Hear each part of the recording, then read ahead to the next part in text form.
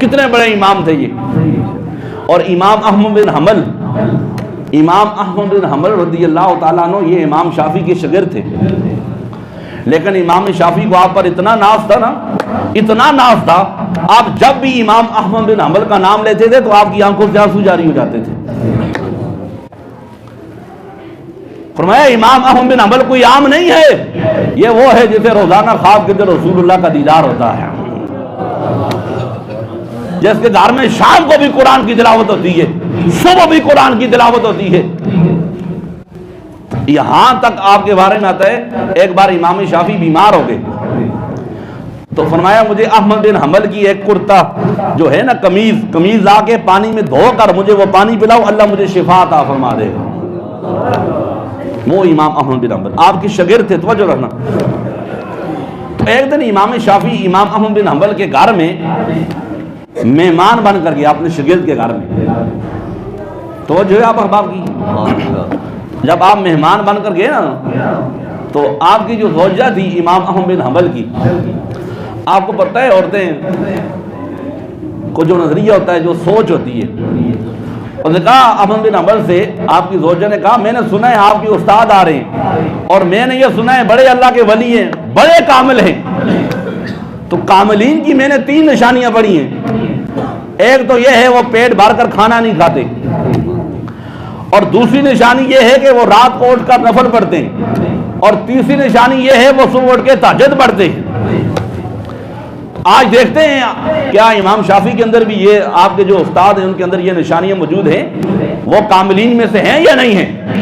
تو جو میرے نبی کے غلاموں دیکھیں، پھر آج جب رزق پاک ہو نا، جب معاملات بندے کے ٹھیک ہوں تو پھر اللہ کیسے برکتیں عطا فرماتا ہے. جب امام شافعی رحمۃ اللہ تعالیٰ علیہ آئے امام احمد بن حنبل کے گھر، کھانا لگ گیا دسترخوان پہ، طرح طرح کے کھانے رکھے ہوئے ہیں.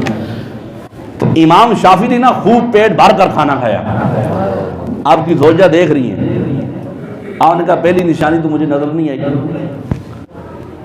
تو جب رات کو سونے کا وقت آیا، امام شافعی نے چادر تان کر آپ سو گئے.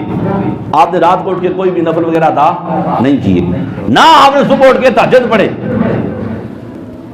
صبح کی نماز کے لیے آپ اٹھے، نماز ادا کی، جب جانے لگے نا، امام احمد بن حنبل کی زوجہ کہنے لگی میں نے تو جو نشانیاں کاملین کی بیان کی تھی مجھے تو ایک بھی نظر نہیں آئی. آپ تو کہہ رہے تھے آپ کے استاد بڑے کامل ہیں، بڑے اللہ کے ولی ہیں. امام احمد بن حنبل آگے بڑھے، آپ نے امام شافعی سے پوچھا. امام شافعی نے پلٹ کے جو جواب دیا میرے نبی کے غلاموں، آپ نے فرمایا تیری بیوی بھی ٹھیک کہتی ہے، وہ بھی سچ کہہ رہی ہے، اور 3 باتیں ٹھیک ہیں. لیکن سن، جب تمہارے دسترخوان پہ میں بیٹھا تھا نا، دسترخوان پہ بیٹھ کے جب میں نے کھانا کھایا تھا تو احمد بن حنبل بڑا نیک بندہ ہے، اس کے گھر میں صبح بھی قرآن کی تلاوت ہوتی ہے، شام کو بھی قرآن کی تلاوت ہوتی ہے. اس کے گھر میں دسترخوان پہ بیٹھ کے میں نے اس لیے پیٹ بھر کے کھانا کھایا ہے.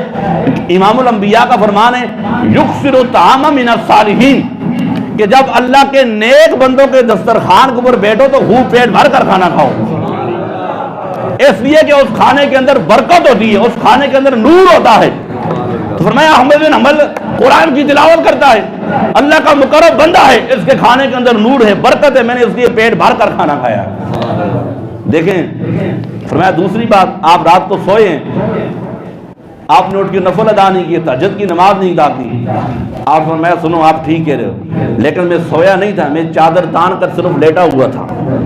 تو جو رہنا کیا، چادر تان کر صرف میں لیٹا ہوا تھا. فرمایا اللہ کی عزت کی قسم، جب میں احمد بن حنبل کے گھر آیا تھا نا، 300 میرے فقہی مسائل تھے. کتنے؟ 300 فقہی مسائل تھے جو حل نہیں ہو رہے تھے، جن کی وجہ سے میں پریشان تھا کہ میرے یہ 300 فقہی مسائل حل ہو جائیں. فرمایا احمد بن حنبل تیرا کھانا اتنا پاک تھا، تیرا کھانا اتنا پکیزہ تھا، اللہ کی عزت کی قسم میں چادر تان کر ان مسائل کو سوچ رہا تھا، ابھی صبح کی اذان نہیں ہوئی تھی، تیرے کھانے کی برکت کی وجہ سے اللہ نے میرے ان 300 فقہی مسائل کو بھی حل فرما دیا تھا.